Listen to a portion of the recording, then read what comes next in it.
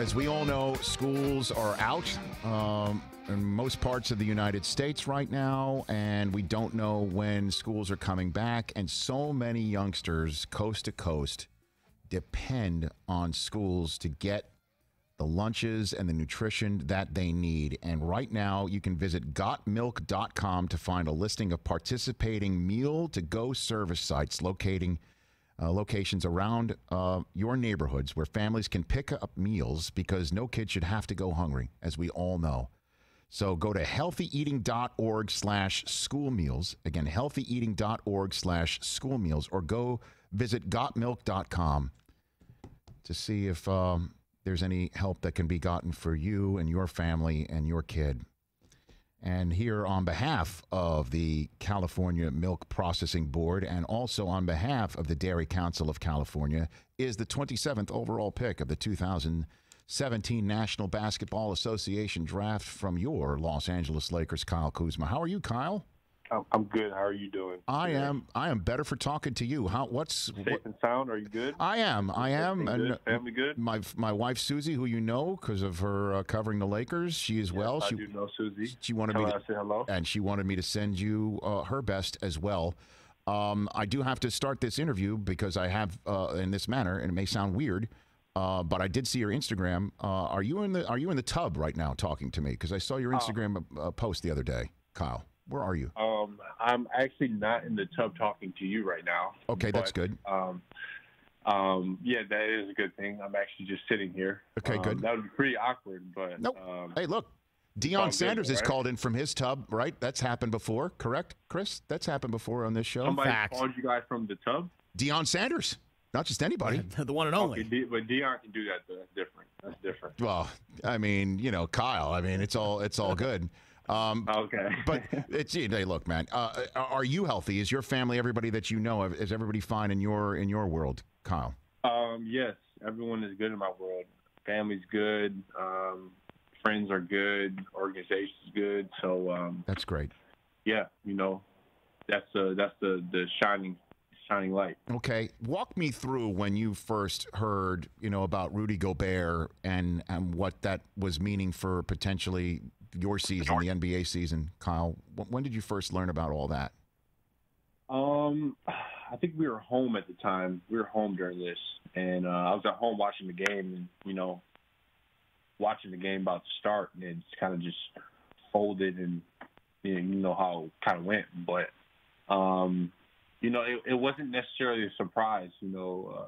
Any type of virus, global virus at that, has the firepower to, hit anyone, and it just kind of just shows you and puts things in perspective that, any and everybody can get it. So. Did you guys get tested right away? Yes. Okay. Yes, got tested right away. Yes. Okay. And everything was fine with you personally from all of that? Yes. Okay. Yes. All right. Yep. Knocking on wood right there. What have you been told about the return of the NBA? What do you know right now, Kyle? Obviously, it's up in the air. It's fluid, to say the least. But what have you been told? Just as much as you, pretty much. Nobody really knows. This is such a weird and crazy time for us right now, just because, quite frankly, we just haven't, as a society, really gone through something like this within at least our generation. So. It's just a waiting game. It's all about taking, precautions, measures, being safe, making sure that, everyone is safe, and just doing their part, staying inside, and, really just, trying to help the world out by doing that. Of course. And then, if it is decided that the world is ready and can handle potentially playing in front of an NBA, playing in front of no fans, but it would require folks like yourself. I mean, we all talk about, hey, what can happen for the sport to come back. Dr. Fauci of the NIH even said on a Snapchat interview that it is possible for sports to come back, but everybody's got to be sequestered. Everybody's got to stay in a hotel. That's the only thing they can do, is basically go from the hotel to the arena or hotel to the stadium. Everybody that either drives a bus or serves food or does anything associated with the return of the sport has to do the same thing.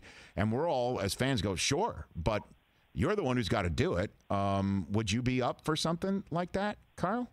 Yeah, that's the thing. That's the interesting thing with, trying to do that dynamic. For that dynamic, like you said, we would have to be, in a hotel, could never leave. Family members, even if they're allowed in there or not, how does that go? And then you have to think about the workers. So, let's say we're in Vegas and, we're staying at a certain hotel. All the people that work in that hotel have to stay there too. So, that's a pretty hefty thing. And I think the one thing, obviously, sure, as a competitor and someone that loves the game of basketball, of course, we all want to play. This is what we do for our livelihoods.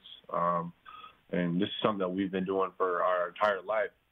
But I think the thing that's kind of being missed with, people saying, yeah, we want you guys to finish and play is, there's a lot of players out there that have the same worries that the actual the regular person has, playing against people, is it safe or whatnot. So, I think that it's such a iffy thing right now and very uncertainty. That said, how often are you and the rest of the Lakers maybe either getting together by teleconference, Zoom, however you want to call it? Do you guys stay in touch or are you working out? I mean, how do you stay potentially ready if things do hopefully make a great turn for us as an entire populace, if not world, that allows the possibility of this to happen?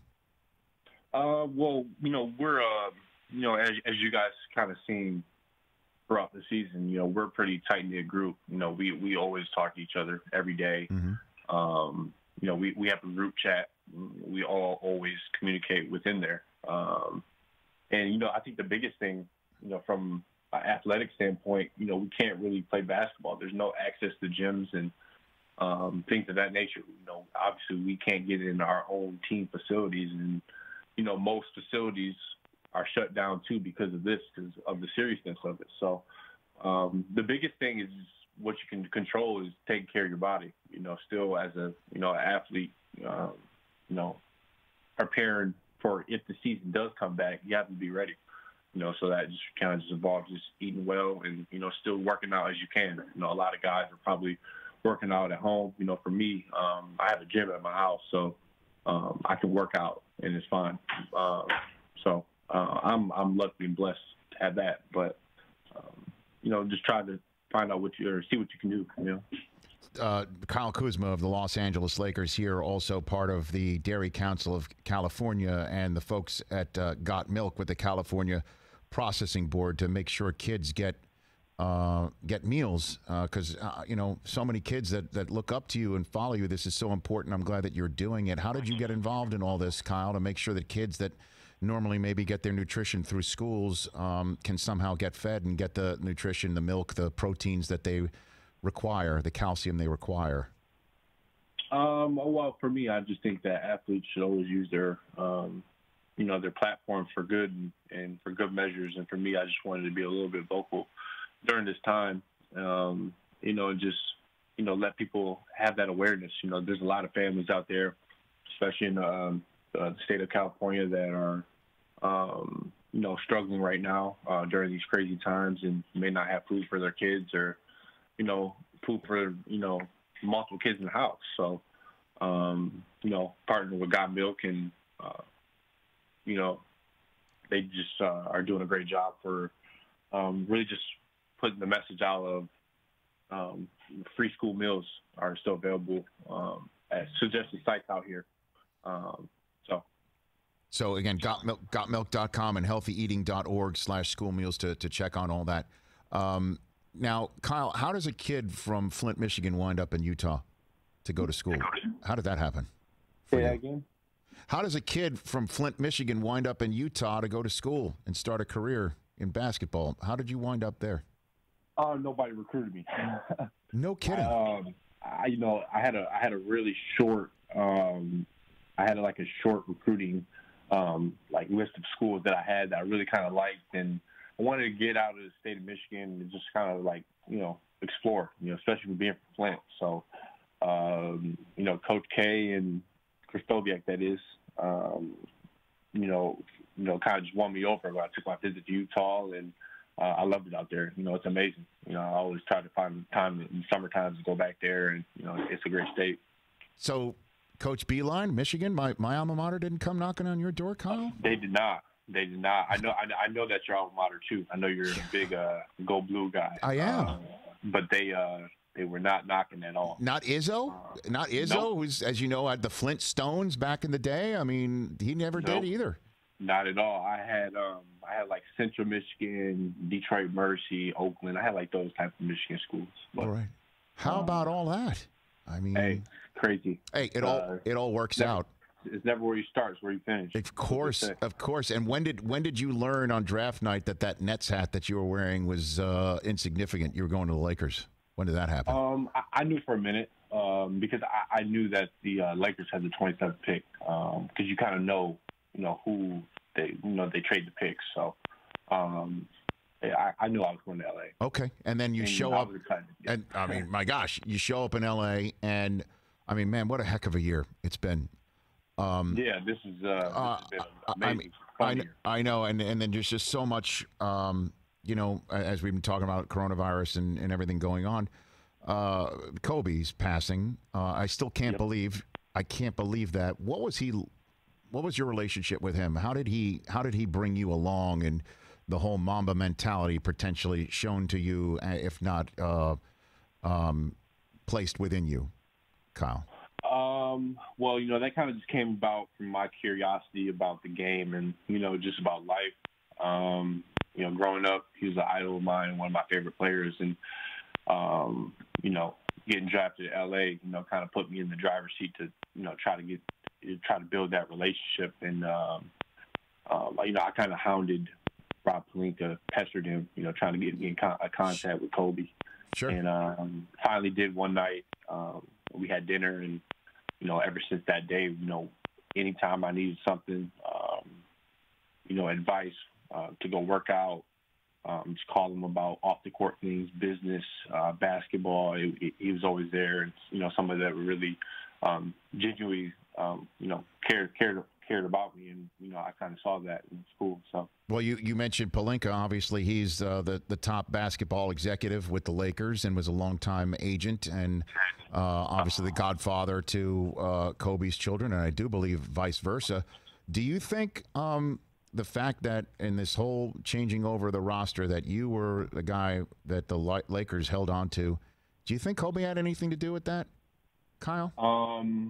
I don't know. I think that Rob, obviously being around Kobe for, many, many years, pretty much his whole entire career was his agent. Just being around him, obviously they, respect each other's basketball knowledges and opinions. So, could have been a thing, but I don't know. I know, because I just was wondering that, because again, when we interviewed Kobe a couple of summers ago, he mentioned he was training you. He mentioned you specifically. He didn't talk about too many other people, but he mentioned you. Yeah, Kyle. Yeah, no, for sure. That was my guy. And now you're playing with LeBron. I mean, what a life! And I hope for you and everybody else that you get to go back out there again, Kyle, real soon. Before I let you go, is there, because everybody, I'm having.